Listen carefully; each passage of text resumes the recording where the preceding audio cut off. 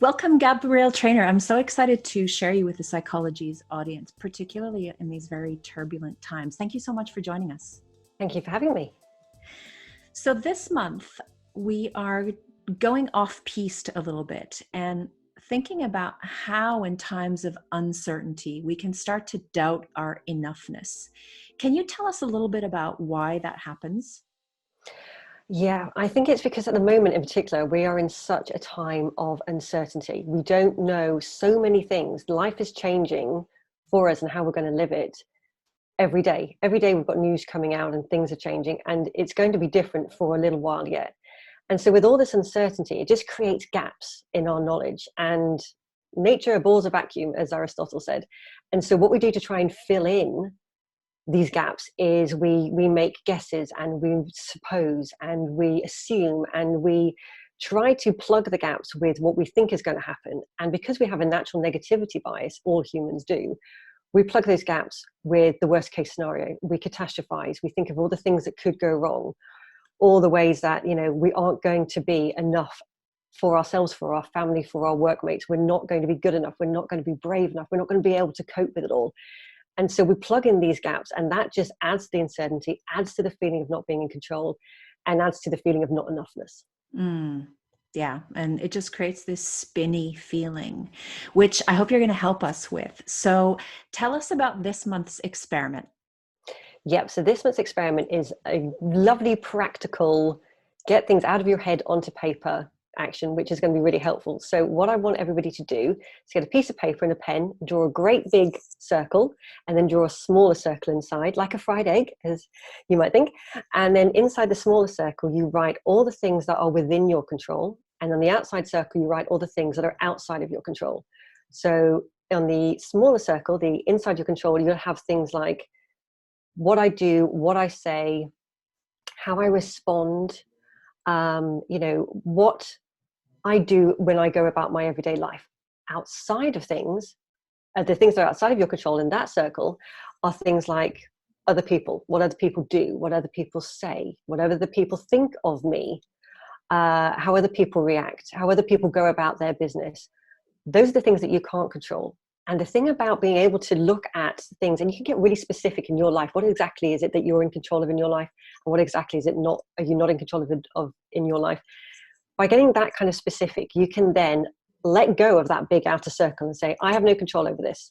So there's no point in me continuing to try and control these things when I can't do it. These are the things I control. Right, brilliant. I can focus on those things. And that gives you a sense of empowerment because now you know what you can focus on. That's where you can put your energy. That drops my shoulders 2 inches just thinking about that. So let's get really practical. How could somebody use this? And this will be on the downloadable sheet, by the way. We'll have that fried egg shape designed for you. But let's road test this in real life.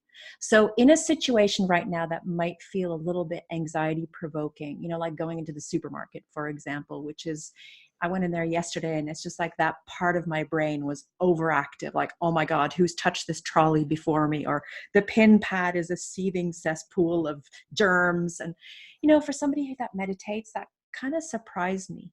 So how can we use this circle exercise in real life out there in the field? Yeah. So what you can do when you're stood in the supermarket and you're holding onto the trolley and you're looking at all the things that other people have touched and you're thinking, I don't know how many people have touched these things. I don't know what, if the virus could be on them. You start to feel that panic. That's when you remember those two questions. What is within my control? What is outside of my control? So let's just bring the whirring thoughts down to those two questions to focus your brain. Okay, what is outside of my control? What other people have done, what they have touched, whether they wash their hands. I have no idea about that. I can't know about that. I can't control other people.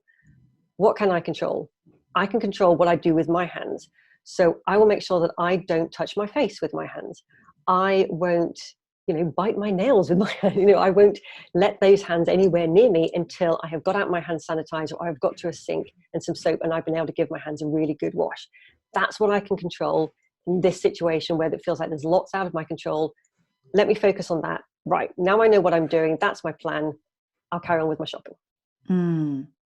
And this, I think, brings back this idea of control. And this is the link to this whole exploration around enoughness, because when we aspire to be enough, so much of that striving and that the aspiration is really around trying to remain under control. So even outside of what's going on in the current turbulent times, this is a great practice to remember in any situation, regardless of, COVID-19. Like that we can, back when things resume to normal, this is something that we can take into other situations.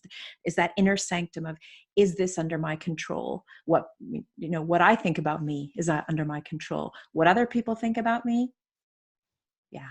So it's a great practice. Do you have a resource that you could offer us if we wanted to learn more about you and how you're making sense of this? Yeah, absolutely. I recorded a special podcast episode of my Pressing Pause podcast, all about how to deal with the feelings of overwhelm that are coming up around the whole topic of coronavirus. So that is episode 62 of Pressing Pause, which you can find on all your usual podcast players. And we'll put that in the notes as well. And what's your social media of choice for people who want to connect with you? I love Instagram. That's my favorite. And you Great. can find me there as @GabrielleTrainer. Brilliant. Thank you for playing with us today. I'm so grateful that you've shared all of these tips with us. Thank you so much. Thank you.